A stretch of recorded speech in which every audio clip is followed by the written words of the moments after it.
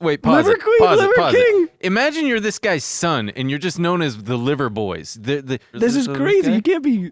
Don't you wish you could meet this guy and talk to him? I do. I would love to. I have questions for him. Emil. The first question: how do you not have scurvy, my dude? Like you can't eat like that. Emil, I have a special treat for you. What is it? I got Liver King. No way. He's here. There's no way. Do you want me to go out and get him? I had him wait. It was going to be a surprise, but I got him. He's here. Bring it. So Yes. give me just a minute. I'm going to go bad. get him. I'm going to go get. Yeah, no, but it's cool. He'll answer your questions. He's a good sport. He's got a great sense Is of humor. he? Yeah. Okay. Well, I feel bad about the whole scurvy thing. I hope he's cool about this. Oh, it looks like he's walking into studio right now.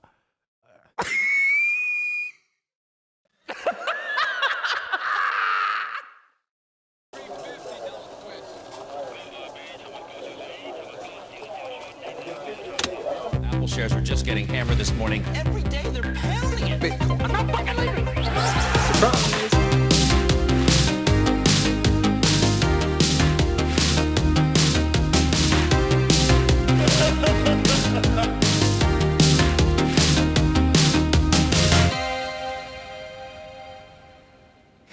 I used to prank call with my best friend when I was a kid, Sean Plummer, and I used to use Arnold Schwarzenegger soundboards from the internet. And make Oh prank yeah, calls. those were the best.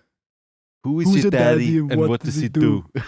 I'm a cop, you idiot. I'm a cop, you idiot. Get to the chopper. You know, Arnold Schwarzenegger impressions are one of the few impressions where no matter who does them, no matter how bad they are, they're always good. Because it's always get down, get to the chopper, etc. It's not a tumor. It's not a tumor. Give the people the air. Doesn't he do one with the pizza? It's a sausage pizza. I don't remember that one. Yeah, I made that one up.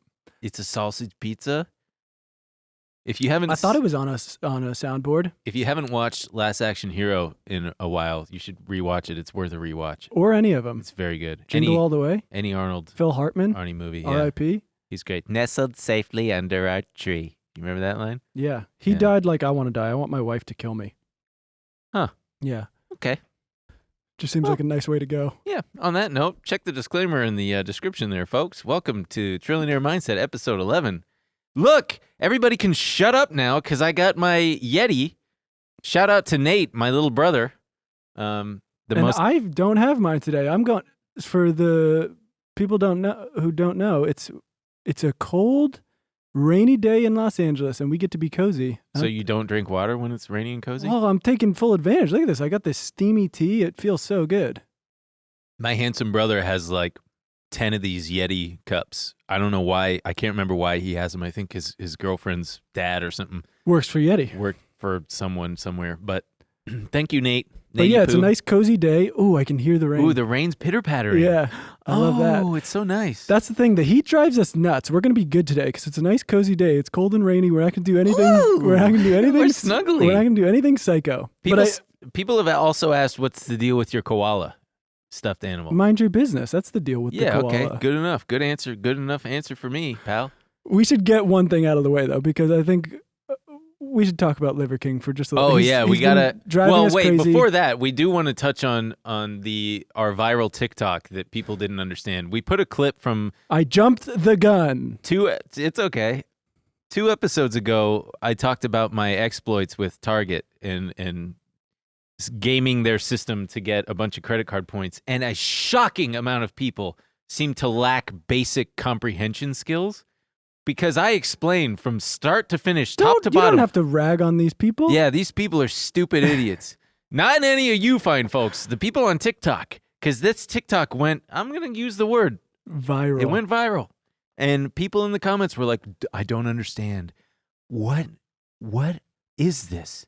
How did this work? What?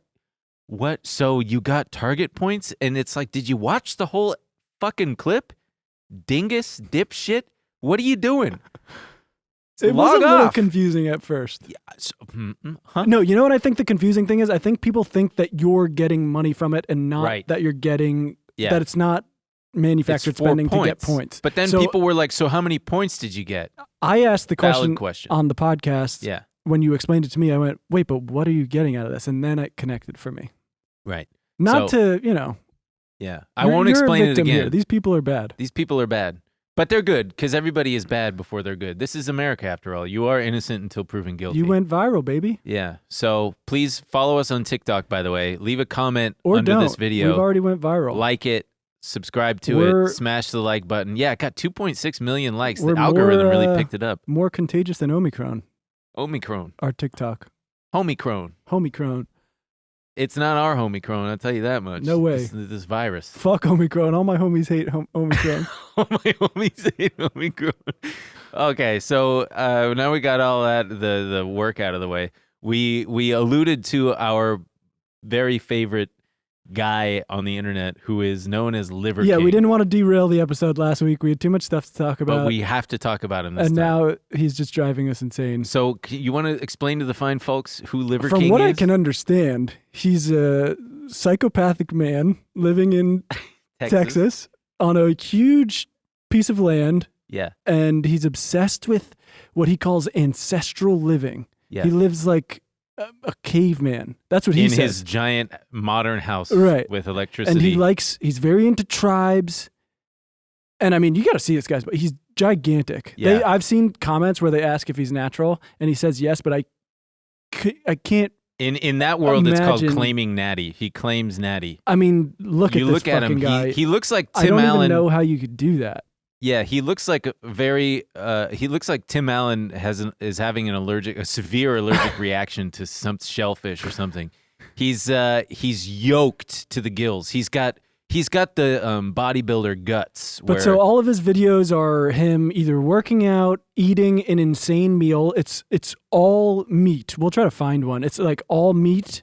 He loves eating liver. That's why he calls himself the Liver King, because he says it's the most nutrient-packed part of the meat. Mm-hmm. So he's either doing a workout, eating a psychotic meal, or like fucking jumping in his like cold hot tub or something. And we're obsessed with this guy because he always looks the same. He's never with a shirt. He's always without shirt. Sans shirt. He's red and swollen looking. Wait, so play this one. This one pisses me off because here he is doing his fucking nutrient-dense raw beef liver. Best thing to eat after you work out. Look at this gigantic unnecessary. Just get scissors. He's cutting it open with a knife. This package of and raw he's beef pulling liver. out a bloody, I imagine, cow liver. Takes a bite out of the raw liver. In his disgusting but beard. Look, it cuts away. All he does is take one bite. I don't buy that he eats all this fucking liver. Well, so his whole thing is it's all kind of like the paleo diet people. It's whatever our cavemen ancestors did is the way to go because they weren't encumbered by the spoils of the modern world, and they weren't what's the word I'm looking for? Corrupted. Pussies. Yeah, that one. They weren't pussies. They didn't wear shoes or use underwear. Right. But they had tribes. Yeah, they had tribes. So his whole game, his whole bit, it's not a bit, but his whole thing is just doing what our ancestors did. There's no way our ancestors did this. No, I know. But he's got on TikTok his like ancestral tenets, which is there's like 9 of them, which is like grounding yourself to the earth, getting plenty of sunshine, which is great. Yeah, true. But the other stuff is just so here. This is my favorite clip of him. On Saturdays, he trains barbarian, and let's play the clip. You know what day it is. It's the day we train barbarian. It's the day that we train ourselves and we test ourselves and we remind ourselves how does he have that we abs are like capable that? of so much more. I don't in life. understand how you can Take do that. massive action and dominate. It's the day that we honor our early ancestors, our recent ancestors, and all of that ancestral heritage in between, so that we can be here today and we can enjoy the spoils of the modern world, like a roof overhead and a time of peace. And a time of peace. It's the day that I we can renew enjoy the our spoils. rite of passage, our direct connection to our ancestral past, so that we can have origin stories scattered throughout the globe. What? And it's the day that we're going to do the hardest thing we do all week, so that we can perform the rest of the week with relative ease, because hard times make strong men, and strong men make good times. Oh, dude, he's like one of those freaks. Oh man. I love how he tried to get all like, you know. Has this guy been on the Joe Rogan Experience yet? Not yet, but I assume that he will be. Let's right. play. There's one more clip that I put on there from TikTok. Oh yeah, this is one of his classic things. He lays out his like meals, So this is let's just play it. It's unreal. Liver King here. Welcome back to Friday evening dinner. In fact, it's nighttime. We're having a late dinner, but here's what we're having. Okay. We got liver, breakfast, lunch, and dinner. Always. We got the bone And marrow it's like with breakfast, covered lunch, in and maple dinner. syrup Again, and just shit. Yeah. Huge femur bone with a huge chunk of bone marrow here in the middle. We're gonna scoop that out. We got some patties for Liver King, Liver Queen, and Liver Boys. Wait, pause Liver it. Queen, Pause Liver it. Pause King. it. Imagine you're this guy's son, and you're just known as the Liver Boys. Yeah, my dad's whole thing is he just fucking loves liver. There's one where he does these fucking like weighted walks. He puts on weighted vests. He carries kettlebells, and he puts on weights around his ankles, and then he pulls a sled. Yeah. He's got a video of his whole family doing it. He's like, today we're doing a tribal walk. Are they all? Dude, he's they got all young kids, and I'm like, they gotta call fucking. Child Protective Services. Yeah, this is for crazy. guy? You can't be. Don't you wish you could meet this guy and talk to him? I do. I would love to. I have questions for him. Emil. The first question: how do you not have scurvy, my dude? Like, you can't eat like that. Emil, I have a special treat for you. What is it? I got Liver King. No way. He's here. There's no way. Do you want me to go out and get him? I Yes. had him wait. It was going to be a surprise, but I got him. He's here. Bring Okay, it. so Yes. give me just a Well, minute. I I'm gonna feel go bad. get him. We just I'm trashed gonna go fucking get. Yeah, guy. no, but it's cool. He'll answer your questions. He's a good sport. He's got a great sense Is of humor. he? Yeah. Okay. Well, I feel bad about the whole scurvy thing. I hope he's cool about this.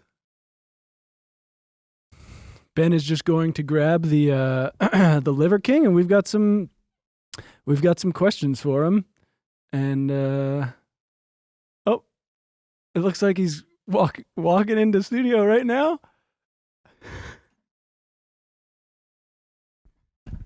Liver King here. Brian, should I call you Brian or No, please call me Liver King. Liver King? Yes. I see you left the tribe at home. The tribe is at home. Liver Queen and Liver Queen, Liver Boys are at home eating their breakfast burgers and having their breakfast liver. I've concocted some. bit giggly today, Liver King. The hair of my beard, of No, my I can ancestors, see that. is coming. In I my do mouth. want to say you got. I don't know if it's some kind of filter you're using. You do look a little different in person. I haven't gotten as much sun recently Sure, because it of is the weather. cloudy. And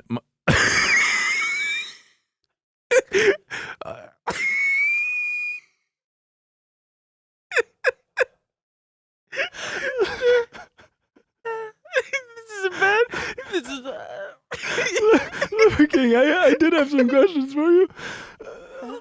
there's so okay. You got questions?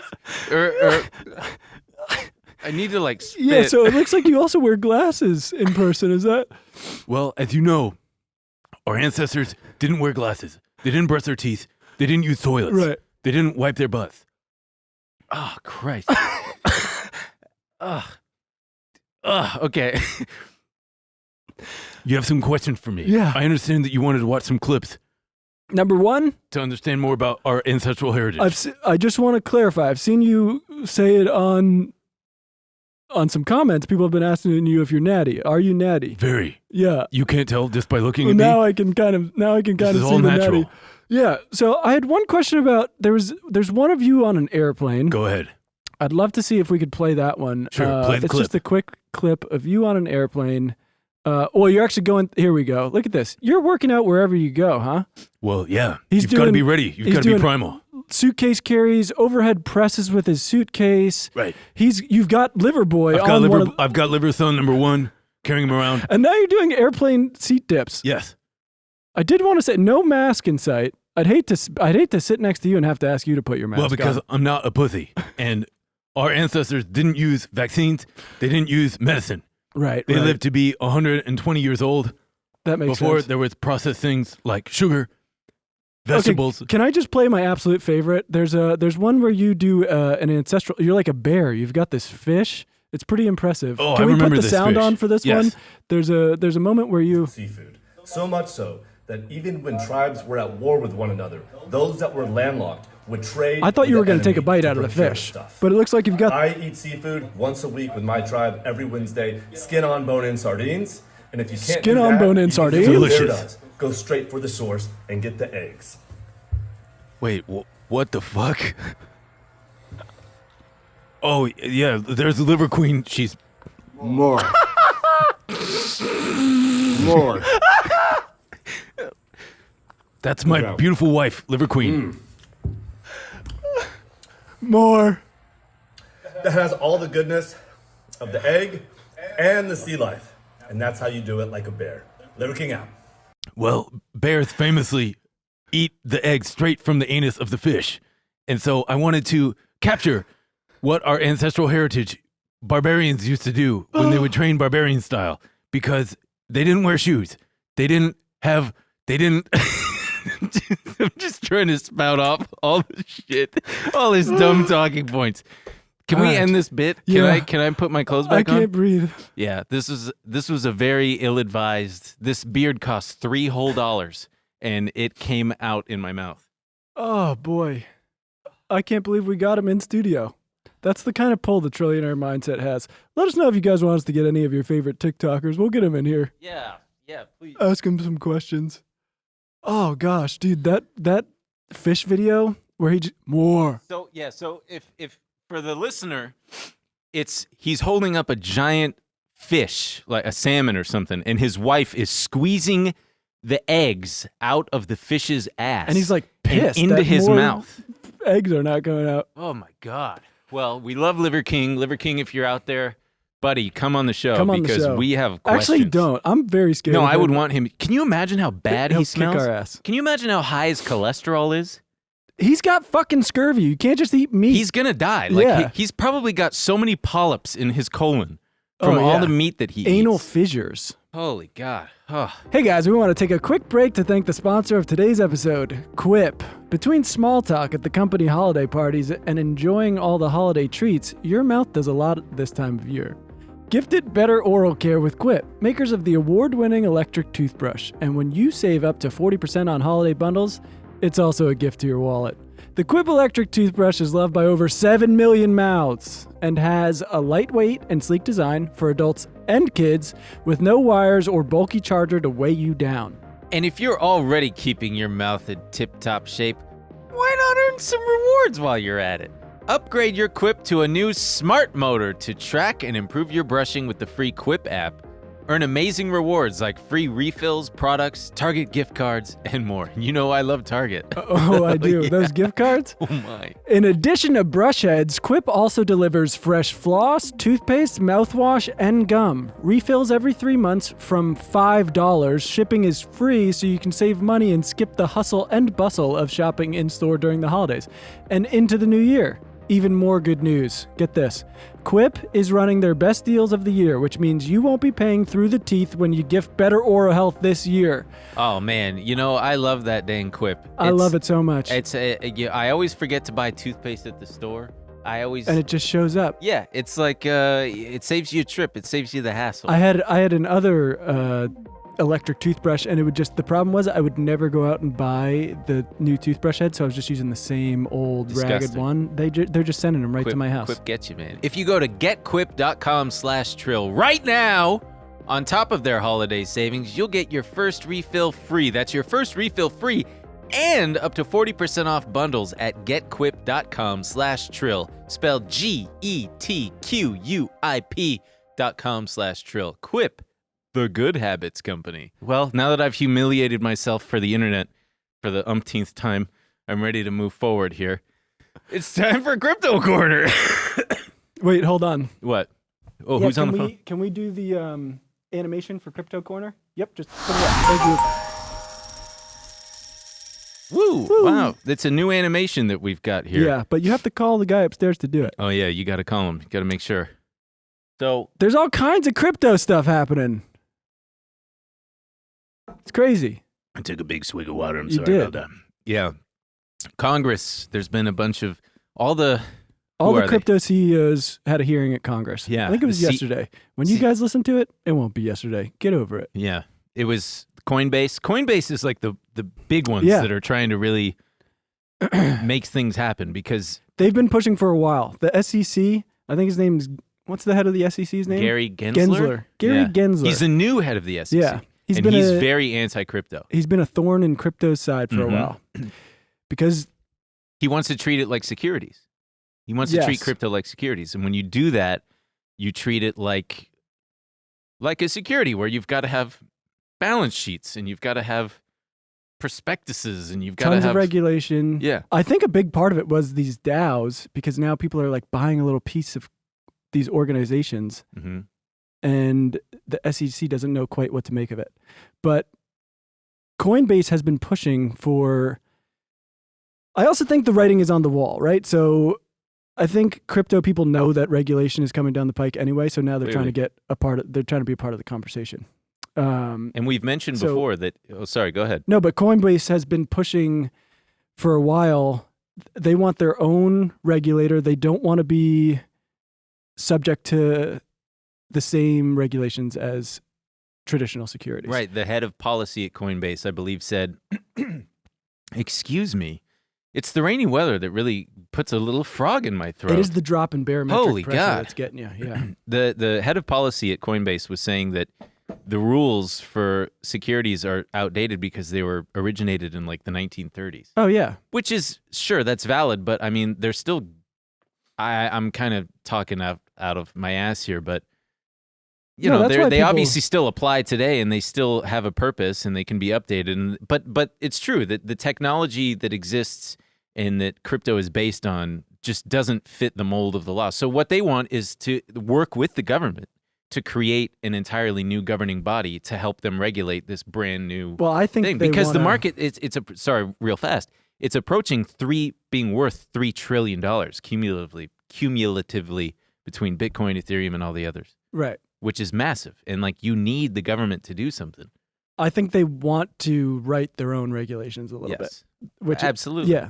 I think it was Coinbase. I forget her name. It's like Haas or something, but she was I think her first name is Haas? No, I think her last name. Oh. Starts with an H. That'd be a wild first Maybe name. it doesn't. Maybe that's the CTO. My name's Haas. I'm the CEO of Coinbase. But I think a couple months ago, she submitted some outlines for regulation, and it's a bit weird. It's, a bit like letting your toddler set their own bedtime. Yeah. And you're talking about these regulations from the 1930s. I think the test they currently use is this thing called the Howey test. It's like an old case from, I think, 1934. And this is basically how they figure out whether or not something is a security. It's how we test for it. Nice. Does good. Howey stand for something? H-O-W? No, it's the name of the case. H-A-W-E-Y. Howey. H-A-W-E-Y? Yeah, Howey. Damn, that is not how Howie is spelled. H-O-U-W. I think it's a last name. It's like... Oh, some idiot from some farmer probably. Whoa, we are pro-farmer on this podcast. Are we? Enough with the corn subsidies. God dang. There's a whole thing with the farmers and the subsidies. No, I love farmers. But so there was some entertainment. As of the recording of this episode, it was yesterday. So they had some pretty entertaining bits in Congress. There's this Congressman Brad Sherman from he's from California, San Fernando Valley. Yeah.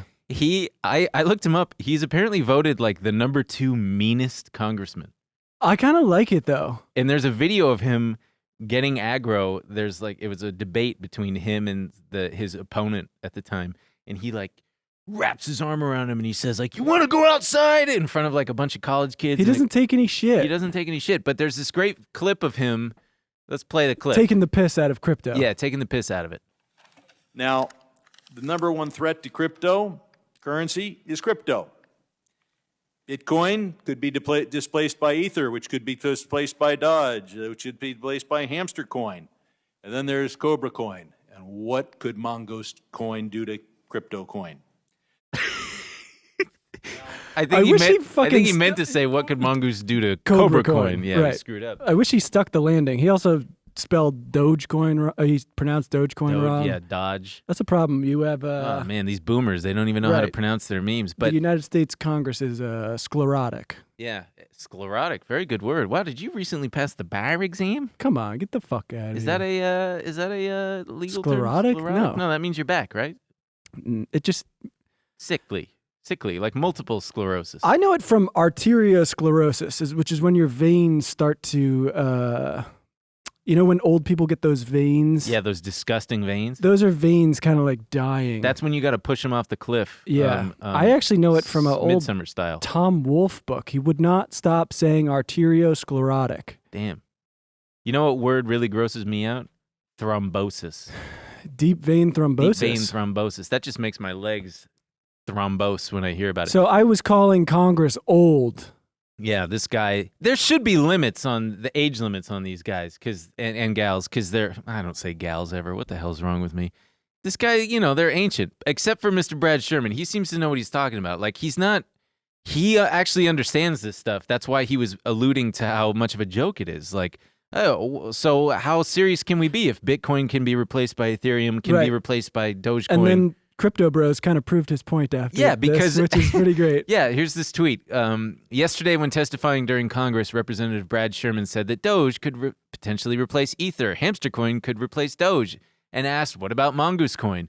And lo and behold, Hamstercoin, which is a real token, is up 66%, and then Mongoose Coin token was created, which drives the point home that there needs to be some kind of regulation because this kind of thing, people are too stupid to, I don't know. I mean, casinos exist. You can go do and a they kind slot of ruin machine, people's so lives. Why can't you? Yeah, they kind of do ruin people's lives. Man, one time, I was in Atlantic City. Uh-huh. I can't go to which is the Vegas of the East Coast, right? I guess, but it's maybe the most depressing place I've ever been to. Wow. Because it's just like a failing, dead city, and you can still go gamble. And I don't like gambling. I don't like Las Vegas. I've been to Vegas one time, and it was with a political campaign. It was not for fun.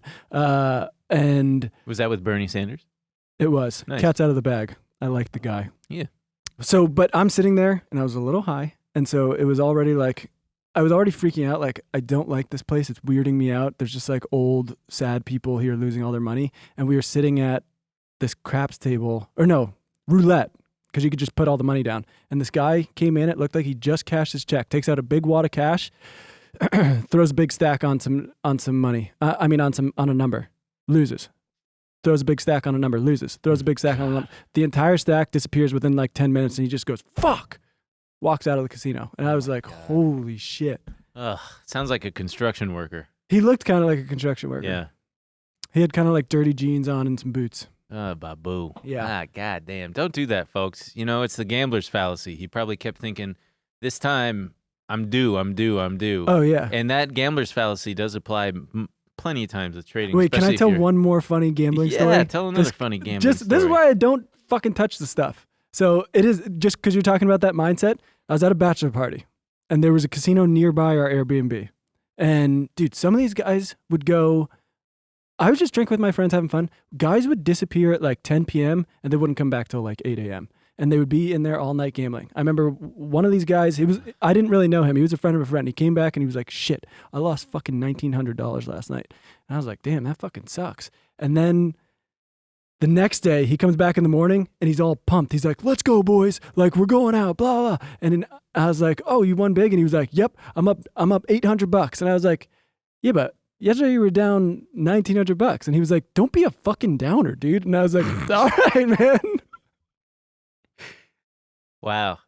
Yeah, that's I don't touch gambling at all. I played poker in a casino a single time, and it wasn't for me because all the other guys were super aggro. Oh yeah. I was just there. It was actually my 21st birthday. I was there to gamble at Hawaiian Gardens Casino. And yeah, it was funny because my birthday's around Halloween, and everybody there was dressed in costume except for me. And I just was talking and hamming it up, and people did not like me talking. No, it's very annoying. They were annoying. very rude to me.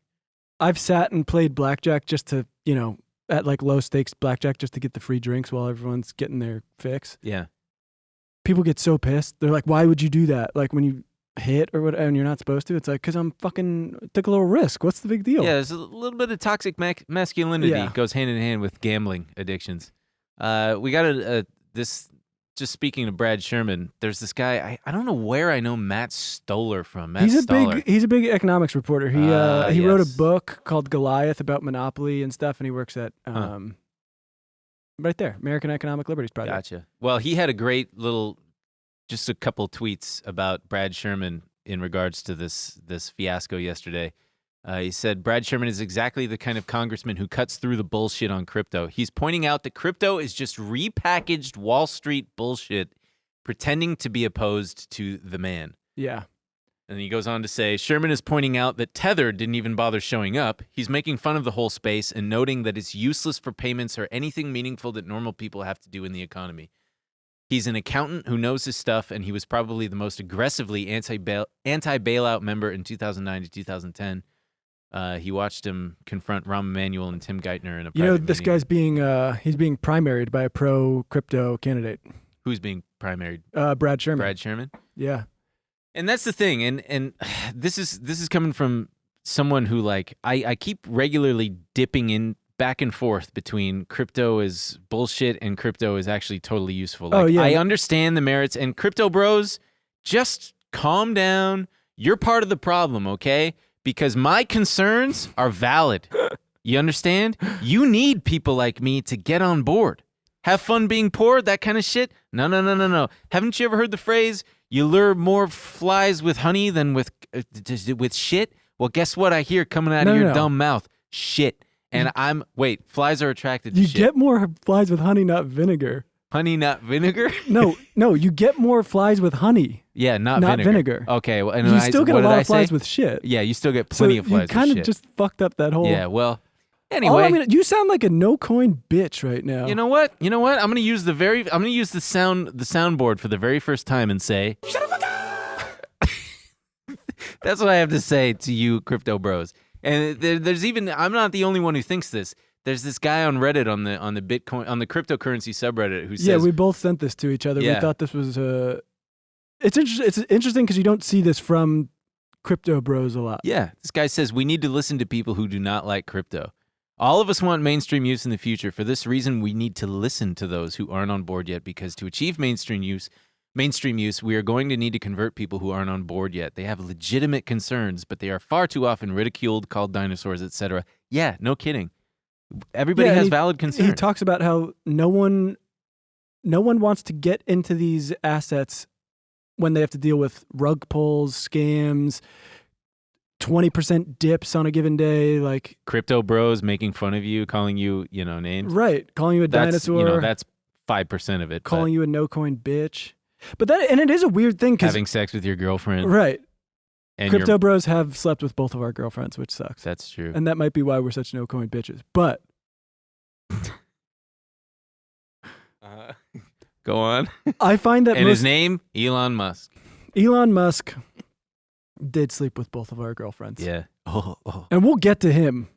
Yeah, we'll get to him with his new Elon. pile of dog shit haircut. But most of them have become so accustomed to this, and they just kind of go, yeah, that's crypto. Like when people complain about rug pulls and stuff, they're like, yeah, you got to be careful. It's like great. That sounds like such a store of value and such a revolutionary concept.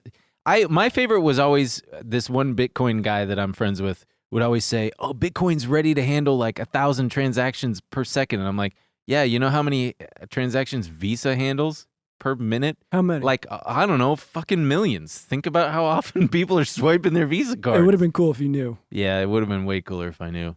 He also talks about the, how much electricity and stuff it uses. He also talks about the gas fees on Ethereum. And it's funny, there was a guy just talking Thanks about a lot, Joe Biden. How it's hard to get in on this stuff when you don't know. And he was talking about how he was like, oh, it seemed like Ethereum was the next thing, so I dropped $20 in just to like dip my toes. And he's like, now I can't do anything with it because the gas fees are $30 to move it anywhere. Also, if you're putting $20 into Ethereum when it's like $4,400 per unit, what are you doing? It's not $20. really. Can I tell you? My friend has I love his investing model in crypto. Which is? Buy when it's red? No, because of the volatility, he basically just has it set up so I think it's like $100 a month or whatever he's comfortable losing. It's set up so it'll make $100 a month buy into, say, Bitcoin, right? Okay. And he just doesn't pay attention to the dips and stuff. He doesn't look at the price. That's He smart. just keeps putting a little in. And over time, it's grown to like, Tens of dollars. No, if he's been putting $100 in for years, Yeah, he's got probably tens right, of thousands of and he's dollars. not sitting on Reddit doing these weird posts about Yeah. like, is this a bear market that's lasted 72 Yeah. hours? Well, the Bitcoin did have a bear market that Yeah. lasted about 72 hours. What's next on the thing here? Well, wait, I do want to. So we talked about that guy, Brad Sherman, and it's like it is nice that guy seems to know what he's talking about. But right. I am a bit worried about. I do think that Coinbase will end up writing their own regulations. I mean, I don't think most regulators are like Brad Sherman. I think most of them don't know what they're talking about. I always come back to that clip of when they were having the meetings with Facebook. Mm-hmm. Oh, and the guy's going, "What is Finsta? Will you commit to ending Finsta?" And she had to go, okay, so we don't run Finsta, you fucking moron. And so, will you commit to ending Finsta? I think that if regulations do come down the pike, it's gonna be crypto regulating themselves. Like, I don't think it's going to be entirely them running it themselves. The SEC does not have the capacity to handle them. We've, defunded. I think I've told you about this before. Remember we were talking about the OTA?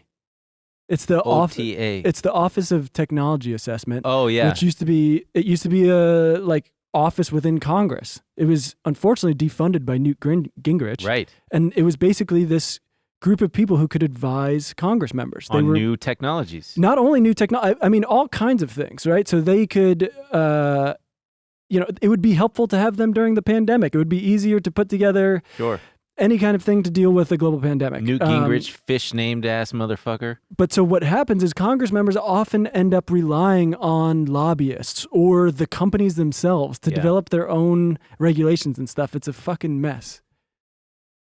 So cool. So what a time to be alive. Oh, yeah. It's great. I can't wait until the Bored Ape Yacht Club is lobbying Congress to whatever the hell make their thing parties is. fucking cooler. Hey guys, we want to take a quick break to thank the sponsor of today's episode, Trade Coffee. We get almost everything delivered to us these days, don't we? So why should coffee be any different? Let Trade bring the best coffee right to your front door. Trade's goal is to make every cup of coffee your best ever. The journey to your perfect cup starts with taking their coffee quiz. You use a French press? Automatic drip? You're a cold brew person? No problem. Your answers will allow Trade to pair you with the perfect coffee to fit your taste. Trade will match you to coffees you'll love from 400 plus craft coffees and will send you a freshly roasted bag as often as you'd like. Trade guarantees you'll love your first match. I sure do. On the off chance that you don't, they'll replace it with a different bag for free. Give feedback as you sip. As your preferences evolve, your coffee matches will too.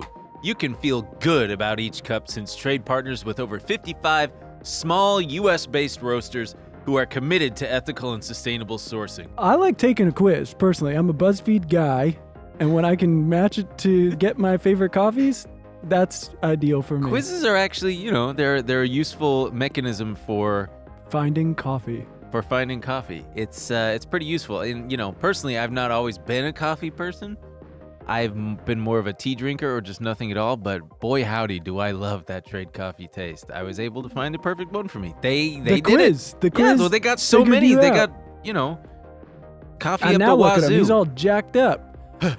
For our listeners, right now, Trade is offering your first bag free and $5 off your bundle at checkout. To get yours, go to drinktrade.com/Trill and use promo code Trill. Take the quiz to start your journey to the perfect cup. That's drinktrade.com/Trill, promo code Trill for your first bag free and $5 off your bundle. Enjoy! That leads us into our next thing, which is NFTs. Reese Witherspoon, ladies and gentlemen, Reese Witherspoon, like the actress. Who's she's a great, I'm sure she's a wonderful person. I feel bad now that I've condensed her. I think we can punch up at but Reese I Witherspoon. don't know Reese Witherspoon. She's done nothing wrong, but she tweeted. Can I read the tweet? Yeah, read the tweet. It says, "Listen up, ladies. James Brown is dead. NFTs are no longer a man's world. Beep beep, get in, losers. We're going minting NFTs." That is not. Is that not what it said? The tweet says. No. She says, "Crypto is here to stay. I'm committed to supporting creators who have pioneered the NFT space and encouraging more women to be a part of the conversation," which is great. Oh, whoops! I was reading a text I had received from her. Beep, that's my get in, fault. losers. NFTs. We're going minting NFTs. That's what she texted me. Me and Reese are friends, but so she was quote tweeting someone else who said, "Reminder that twice as many men invest in crypto than women, and women only make up 16% of the NFT market." So she's trying to get more women into NFTs and crypto. Yeah. Sounds great, right? But here's my thing. What? I think she doesn't understand that crypto. You know all about the gender gap, right? The gender wage gap. Yes, women do be making less money. Women are making less, and what she doesn't understand is crypto was all an op to close the gender wage gap. When this bubble bursts, we were gonna get men were losing $1 to every 70 cents that women were losing on crypto. Men were losing more. And now she's getting more women. She's inflating the price of these men's assets. And she completely fucked it up. We had this plan. We were going to get men to lose all their money and close the wage gap. Thanks a lot, Reese Witherspoon. These NFTs, I fully understand them now, especially not so much their utility. I mean, I get the utility, but they are now. You really have to be like a Jordan Belfort type, and you have to have no shame, and you have to be really good at selling yourself and selling just a thing. I even saw a TikTok. This guy, he's probably in his early 20s, talks about you can go on Fiverr and buy services from a graphic designer who will make you NFTs. You can pay like $70 to have this guy build you a website, and then you can spend $100 creating a marketing campaign for yourself, basically saying that all you have to do is put out $550 and then you can be on your way to shilling NFTs. Like, that's not, I feel like all these crypto bros, they're like shooting themselves in the foot, because out of one side of their mouth, they're talking about this utilitarian approach to it and how it's gonna, like, it solves every problem and everything, and it's so good for so many people. But then out of the other side of their mouth, they're just pumping this crap with little to no shame, and it's just annoying as all hell. Yeah. Like, I'm getting very tired of, it's this debate where, you kind of saw it play out in these congressional hearings where on one side you have people going, it's rife with corruption, there's scams, there's rug pulls, it's confusing for people. And then they're going, no, it's this new technology. It's going to set everyone free. Decentralization. It's good for everyone. Democratizing finance. Yeah. And I'm so tired of it. It's like, all right, then do it already. Show us. Yeah. That's and that's what's funny about the crypto world is it's just adjacent to libertarianism, and libertarians are wacky. They're just a wacky bunch. They don't believe in government regulating anything. You don't need a license to drive. Are they wacky? Yes, they're very wacky. Can we pull up the clip Look, of the free market will fix the roads and bridges, you communist pig. There's a clip from the Libertarian Convention where a guy says, "What's next? Do I need a license to operate my toaster at home?" And the crowd goes wild. It's so good. But I'm pissed off about NFTs because I'm not cool or shameless enough to make money on these things. I'd say you're not cool enough, but you are shameless. Thank you very much. I take that as a compliment. I am definitely not cool enough. But they're just, I get, okay, there's a clip, we got a link here. The problem with NFTs. What is this? Is this the Libertarian? Let's play the Libertarian clip. It's too good. That's John McAfee. That's the guy where he's always there. Requires licenses for far too many things. The government requires licenses for people to broadcast. This guy needs a license for those ears. The government requires licenses to get married. They require a license to drive. What's next? Requiring a license to make toast in your own damn toaster? Big cheers. Absolutely not. Okay, this guy's greasy as hell. He's got big old ears. The biggest ears I've ever seen on a man. Yeah, it's such a God bless libertarians. I mean, their heart is in the right place, but unfortunately we live in the real world where we have to share, common space, and we ought to have some. I think we ought to have some rules. You know where you don't need a marriage license? The metaverse. You see that thing about the guy? They just had their first marriage in the metaverse or something. Who gives a crap? Okay, so this guy has a great TikTok outlining the problem, and this is a major problem. This isn't just like him being conspiratorial here. This is just a quick little touch on the problem with NFTs. Look, you're not proving anyone's point that you're not a no-coin bitch, but go ahead and play it.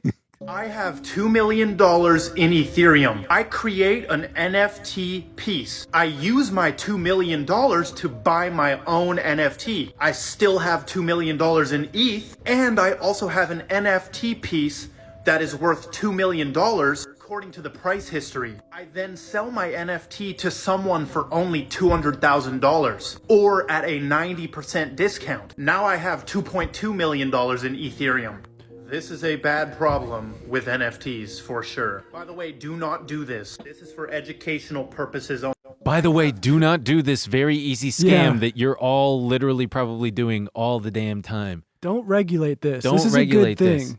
And we deserve this. Like, we as a society, we're getting exactly what we deserve. It's at this point where, yeah, we got all these scam shit coins and NFT things, and it's exactly what this is the inevitable outcome of just a greedy capitalist kind of just winner take all, fuck everybody else society, where there's people like the guy who bought the Beeple thing for $69 million is I mean, good for him, honestly, seriously. Guy from India, from nothing, just invested in Bitcoin every single dollar he could, and he has $1 billion now, like more than $1 billion.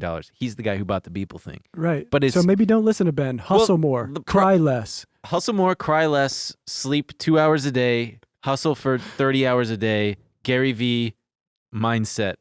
Always.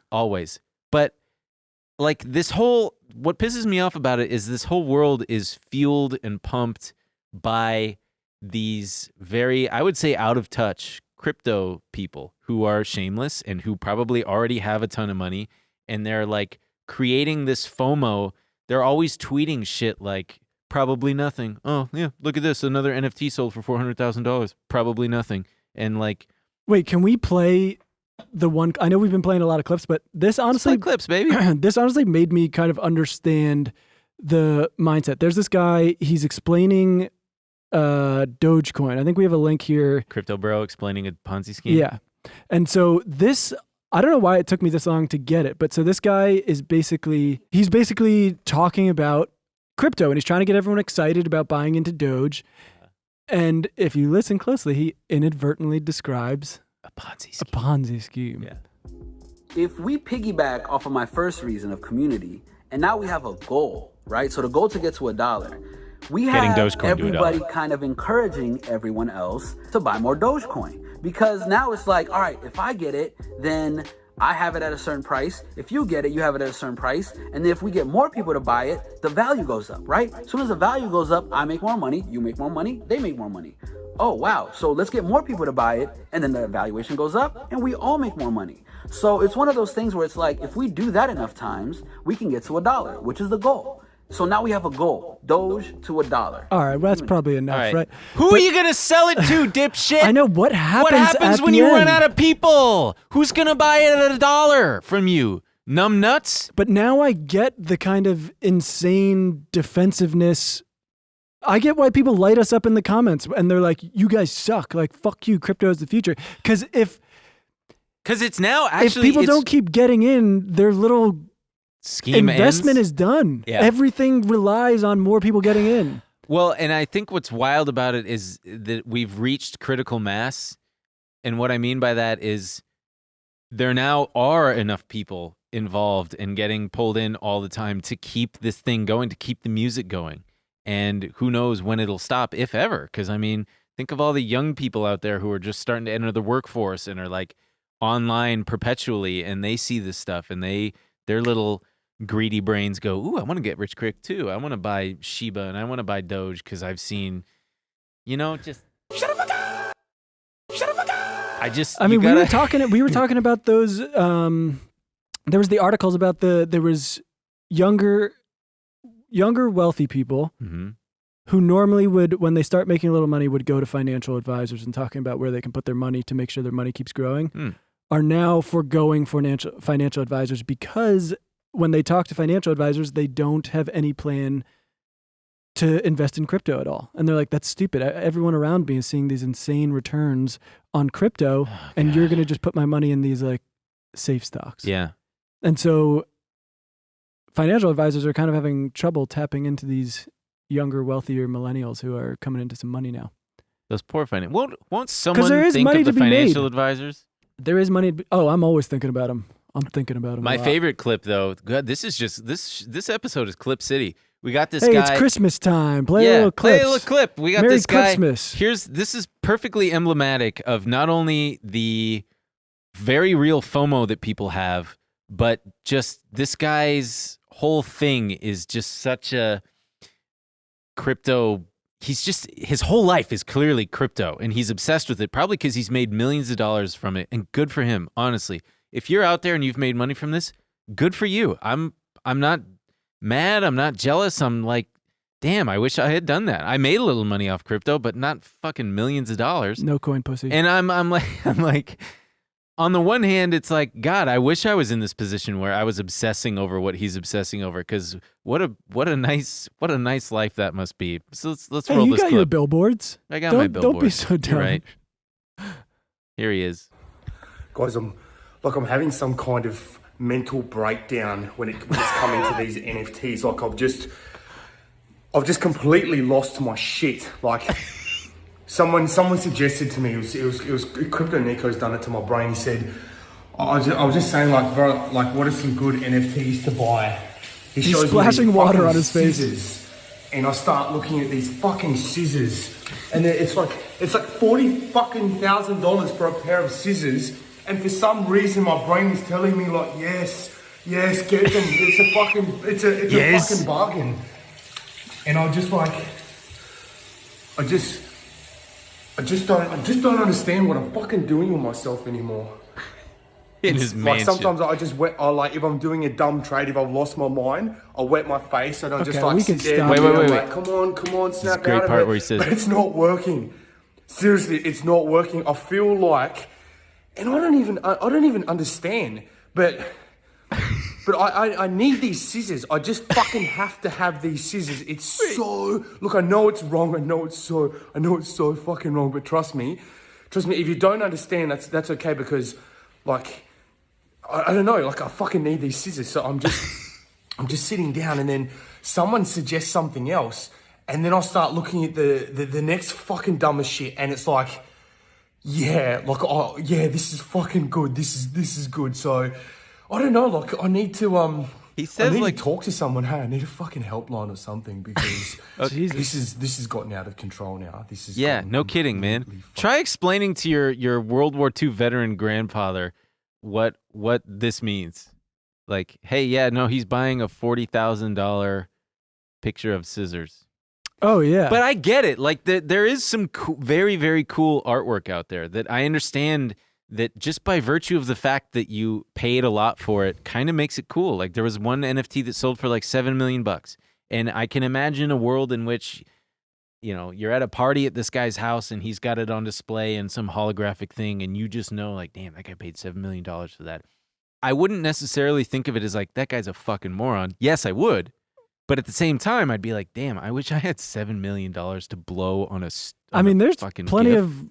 You can walk into any rich person's house and see bad art that they paid, way more than $7 million for. So it makes sense that as we are becoming a more digitized society, that it would leak in that kind of... I'm fine with it. I think it's just the fact that, there's not people like screaming at me on the internet like, bad art is the future. Yeah. We got to go buy bad art and put it on our walls. And it's all the pixel art for some reason. They just do it in private, and they go hang shit on their wall. Yeah, go and do then it they like tell that. me when I go to their house, and I go, great, I'm happy for you. Yeah, nice, cool, nice Giacometti. That's a sculptor. He's very prolific, very expensive sculptures. Do I own one? No. Are they nice? Yeah, they're the tall, very, very tall, all black, like figures, just like walking and shit. And, Nice. Hey, Emil, can I tell you something? I have to go potty. Are you serious? Yeah, I know that we're like but I have to go pee so bad. Can I go pee? Sure. You mind if I go pee? I guess I'll go too, just because... Hey guys, we want to take a quick break to thank the sponsor of today's episode, Cameron Hughes Wine. What if you could get world-class wine at an affordable price? Delivered right to your door in the safety of your own home? I'd say, tell me more. Well, Cameron Hughes Wine is a unique business model sourcing top-rated wines directly from the best wineries around the world. Exclusive wineries overproduce and keep official quantities low to keep prices high. Bet you didn't know that, did ya? But Cameron Hughes gets these wines and keeps quiet about where they're from and sells them under the Cameron Hughes label for a fraction of the price. Cameron Hughes Wine is your personal sommelier, insider, and wine buyer. Currently available in limited quantities are Lot 825 Napa Valley White Meritage, a rare, elegant Bordeaux-style white wine blend produced from classic French wine technique at a top Napa Valley estate. At $16 a bottle, it's also less than half the price you'd pay at the tasting room under its original label. Emil? Great news. Today, Cameron Hughes is offering a deal exclusively to my listeners, not Ben's. 20% off and free shipping on 3 or more bottles. All you have to do is enter our code TRILL at checkout. Save money and drink the best wine. Try wines that normally sell at super high-end prices for a fraction of the cost. I freaking love wine. When we got these wines, we felt really fancy, didn't we? We did. Yeah. They I mean, you got us- yours, I got mine. I was partial to the Pinot. Yeah, there was a guy banging on my gate, and I said, "What's the problem here?" And he said, "I got to check your ID. There's wine in this thing." I opened a big box of wine. I'm bringing them to wine parties, dinner parties. Everyone's loving me. Oh, thanks for the invite. Go to chwine.com today to get 20% off the already great prices and free shipping when you buy 3 or more bottles. Just enter my code TRILL at checkout. That's chwine.com with code TRILL for 20% off 3 bottles or more, plus free shipping. Great wine, great prices, delivered right to your door in the safety of your own home. Should we close out crypto with one last, we can talk about the nuttiness. The nuttiness? No pun intended. Sorry. Of the unvaxxed sperm trying to become the anti-vax Bitcoin? The latest coin you can get in on. Yeah, cum coin or whatever. What's it called? New Bitcoin. Oh, I thought it was nut. Oh, is it nut coin? No, maybe it is new. Jesus, these people. I swear So we've to God. got a ragtag group of guys who they've come together over the idea that unvaccinated sperm might be worth a lot of money in the future. Oh. So I think it's to fund a DAO. They are a DAO, which is basically it's a decentralized autonomous organization. Yeah. If you thought organizations were cool, wait till you see the decentralized autonomous version. Yeah. In the simplest terms is, a company goes public or is a private company, you have investors who pool their money and fund a company. Same principle applies with the DAO. It's like if you got money, you can all pool together and everybody has like a share in the company, right? Via tokens and whatnot. And that's why I think it's getting so confusing with the confusion around whether or not these are securities. Yeah. Because that's basically a security. Right, By definition, a lot of these things are securities, which is why Gary Gensler wants to treat them as such and regulate them. So these guys got this unvaccinated sperm coin. And look, you guys, I'm going to be honest with you. I bought in heavy on unvaccinated sperm. I thought Candace Owens was going to back us. She backed out at the last second. We were supposed to skyrocket. We did go up a little bit. I didn't dump. All these guys dumped. I'm asking if you guys can please buy unvaccinated sperm coin. I'm real deep. Yeah, you need... And look, it's not just about unvaccinated sperm, all right? We've got other things. We're going to raise money. We're going to donate it to things. We've got a party planned for January 6th. Anything you can do, please. I need you guys to get in on an unvaccinated sperm. It is. I didn't know this. It's an offshoot of SafeMoon, which is a cryptocurrency that went viral earlier this year thanks to Jake Paul and Keemstar. God, all right, should we close out? We've been talking about crypto. That was less should of a corner. Should we move on to let me. Can you play the animation real quick? We need the animation to end. Thank you. Too? Did you know that Apple is now worth more than the entire German stock market? I have a lot of experience with Germans. I used to work at a German visual effects company here in Los Angeles. They're based out of like Hamburg or something. But they had an office here, and shout out to Frank. Hey, Frank. Shout out to all Germans. I was born in Germany. You were born in Germany? Yeah. Wow. But that's something that we didn't get. Oh, you're going to give us little pellets. Yeah, you guys can get little breadcrumbs and piece it together. Well, so I worked for this German VFX company, and the owner was this really, really sweet man. And this VFX company made all kinds of it was movies and violent TV, VFX crap. That's German cool stuff. And stuff. It's German, yeah. It's very masculine, hyper masculine. And basically, I have a couple points here. There are two types of German men. There are the German men who speak like this. They're very monotone. And I worked with one. His name was Max, and he spoke like this. And one time, Max played a joke on me. I was fresh there. I was 1 week into the job, and there was this producer down the hall who wasn't in that week, and she had candy on her desk that she once offered me when I first met her. She's like, "Oh, come in anytime, take candy." So she was gone, and I went and I took some candy, and I went back to my desk, and I'm eating it, and Max is like across from me, and I just see his head perk up from behind his monitor, and he goes, "Where did you get that candy?" And I was like, "Oh, I got it from Angela's desk," and he goes, "Oh, I would not have taken that if I were you." And then he like sat back down under his monitor, and I'm sitting there freaking out because I'm new, and I'm like, "Oh shit, what, does she have cameras in there or something?" 90 seconds later, he pops back up and he goes, "I was just kidding around, by the way. There's no problem with taking the candy from her desk. I'm sure she is very nice." And I was just like, "Okay, thanks, Max." You know, Germans don't nervously laugh. Yeah, that you know how like kinda Americans tracks. like, Ha ha ha ha. right? Like even if you say something stupid to like a cashier or whatever, they're gonna go, "Ah." Yeah. They just don't. Germans don't. Well, the other So type of it's very German man, disconcerting. the other type of German was the owner, and his name, I'm not going to say his name, but he spoke like this.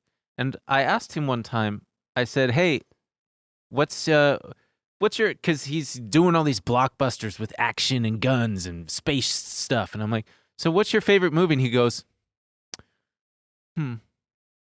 Notting Hill. Wow. Yeah, Notting Hill was his favorite movie. He was very sweet. And Good his wife worked there, and every time I would walk past her office, she would go, "Oh, Ben, come here, sit down," and we would talk. She was very sweet. Wow. Yeah. I'll tell this to the people too. What? I'm a freak for rom-coms, like old good rom-coms. Yeah. Oh, they're fantastic. Love Notting Hill, 4 Weddings and a Funeral. Except for the Christmas one that's very Oh, stupid. the fucking Love Actually. Love Actually, Trash. terrible. Trash. God, Not good. stealing your best friend's girl on Christmas, no less? Trash. While you're home? But we wanted to touch on Elon's new shitty haircut. Can I say something? This guy, What?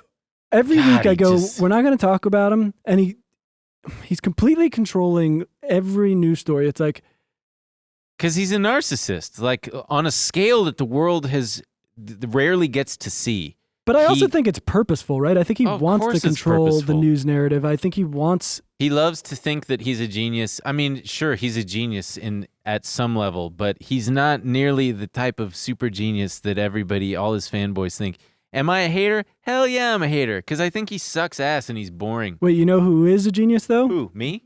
The guy who did his hair plugs. My goodness. His hair plugs? Oh, that's right, yeah, because he was losing his hair, and then he spent... You ever see that PayPal picture of him? Just Yeah. like, Oh. but like now he's got these beautiful hair plugs. Look at him. He can shave the sides. He can do this coiffed. Yeah. How do you think he's going to die? Look at that. Yeah, look at that. the That is before and what after. being the richest man in the world He looks will like do for Mao. What's the Chinese dictator's Mao name? Zedong? Mao Zedong in the left photo, and then on the right, he looks like you. He does kind of look like Mao. a handsome cousin of Arnold Schwarzenegger. You or think he got something. like face work too? I don't know. Who cares? I just wish he would shut up. Oh, tell you. Just shut up, Elon Musk. I wish he would shut up too. So I think the Wall Street Journal had this thing called the CEO Summit this week, and he was obviously, running his stupid fucking mouth. What was he saying? Well, so the first, because they're still figuring out the Build Back Better plan, and there's all kinds of environmental stuff in there. And he said, we should just can the whole bill. We should can all government subsidies. And he's being a real... Oh, after Tesla already got all their help from Right. clean air rebates or whatever? And he's talking shit about like, because we're going to build a charging network. That one we've already done. We've set aside, in the infrastructure package, we've already set aside the money to build out A charging infrastructure that is outside of Tesla's, Right. which is very all-encompassing, and you can now drive across the country and use Tesla. Can you use Tesla's charging network if you don't own a Tesla? Not yet, but I think that They're was his working on plan to Right. open it up to people. I think he wants to be the charging network. And he had Don't this, you have enough? Right. You dick. Excuse me. and he's just gaslighting everyone. He had this line about like, we wouldn't subsidize Gas station. gas stations. I'd like to play one too. Why the fuck you lying? Ooh, yeah. Why you always lying? He's such a He's piece just, look of at his shit. dead eyes. He's just got dead koala But he's eyes. also just dead wrong. He likes to say these things. His No little offense to fan koalas. base gets all riled up and he says these things. Like when you're talking about fossil fuel subsidies, the American government is paying like $28 billion a year. I mean, and we've made it possible for cars to drive across like the interstate highway system. And he also, his whole thing, he came out originally as this utilitarian, egalitarian, whatever the word is I'm looking for, being like, my goal is just to help the world and save the world and clean energy and all that shit. So then why would you be opposed to this? You should be celebrating this because it's going to hurt Tesla's market share. I think he's feeling the pressure. There's now going to be a ton of competition within the electric vehicle space. He was first to really come out strong. Blow me. You know why he's really pissed? Because of that haircut? Probably. But so you know how there's a subsidy for like you can buy when you buy an electric vehicle, you get a subsidy. I think it's up to like $7,500 or something like that. But it only lasts until that company sells their 200,000th car. Interesting. And Tesla has sold their 200,000th car. It doesn't apply to them anymore. Really? As of when? I think like 2019 or something. Huh. Or 2020. It's been over a year that Tesla has not been eligible for that. They also benefit from other government tax deduction things. Yeah, because they sell their clean air credits. They've skated by the skin of their teeth, whatever the fuck that means, because there ain't no skin on your teeth. But they've like had good quarters that otherwise would have been bad because they were selling clean air credits to the dinosaur automakers, who are now no longer really going to be needing to buy them probably at some point. I don't know. I need to refresh because they're going to be making their own electric vehicles. Yeah, which is great. I mean, not only that, he's skated by on government subsidies. It's crazy that he's talking about SpaceX. I think I'd have to look it up, but almost so much of their business is from government contracts. But that's not a subsidy. That's an actual contract, right? Right. But I mean, without them, they don't exist. Sure. He's already crying about how they're going to go bankrupt. Yeah, he's got a lot to cry about. He sucks ass. And talk about biting the hand that feeds you. Yeah, and he's just such a troll. Like I don't even want to give it the attention because it's. But they I don't had either. I just wanted to say, don't let this guy fucking gaslight you. Yeah. Like, look into what this guy's saying. He's got a pretty crazy fan base, and they're rabid. They're in the Venn diagram with the crypto bros. They're in the same universe. And you know what the most annoying thing is? Before this comes out, he's already going to have done another new annoying thing that people are talking about. God damn. I wish he would just shut up and go away. Just ride he should be the first man to go to Mars. Go, give it a shot, buddy. Give it a shot. Oh man, what about his we never even talked about his solution to traffic. Oh, yeah. Oh, that'll come out when we do our Elon episode. Yeah. His solution to traffic is just move just it all a riot. down. Yeah. We could talk about the minimum wage real quick. I mean, it's just something to keep an eye on. It's not happening yet, but California, they're going to be pushing for this guy, Joe Sandberg. Do you know him? He's an investor. No. Oh, I'm like an American guy who meets a foreigner. They tell me where they're from, and I go, "Oh, do you know the one person I know from that country?" And they go, "What are you, stupid? It's a fucking huge country." Yeah, I know Joe. Yeah, he's from California, no, he's an right? investor. I think he made a bunch of money on Wall Street, and then now he does VC and some activism stuff. But he's bankrolling the initiative to get California raising its minimum wage to $18 on the hell yeah, brother, on the 2022 ballot. Yeah, that's gonna be all them McDonald's workers, brother, ringing that register. I'm excited. I want people to get more money. Me too. That'd be cool. I want to get some federal protections on the books. I don't know if that will ever happen. Sure, we had our opportunity this year. Yeah. Kirsten Sinema girl bossed that down. Yeah, she sure did. The last time the federal minimum wage was raised? When? I think it was like 2007. George Bush signed it into law. God damn. And he did 9/11. He did famously do 9/11. What's the effect of this? Why does it matter? What the effect is people make more money and you know, you got to wonder, how would that affect the stock market? A federal minimum wage raise would probably affect the stock market. But even then, it would probably only affect individual stocks more than the actual market. I would think that it would affect retailer stocks like Walmart, Target, where you've got tens of thousands, Amazon, where you've got tens of thousands of employees. But then again, also, whatever reaction the stock market has initially, like I've said before on this fine program that we've got here, it would be processed and understood and priced in probably way faster than any time in history, days, weeks, because it's understood. It would be baked in. So if you're out there thinking, ooh, I'm smart, I know a raise in the minimum wage is coming, I'm going to buy puts on Walmart or something. Don't do that. Save your money, because everybody is thinking the same thing days, weeks, years before you have. And there's so many other things that affect a business like that than just minimum wage going up. Right. But I do think it'll have a big positive impact on the economy and maybe taxpayers, because, you were just talking about Walmart. I think it's Walmart and other big companies like McDonald's. They have the highest amount of employees getting minimum wage. No. Hourly.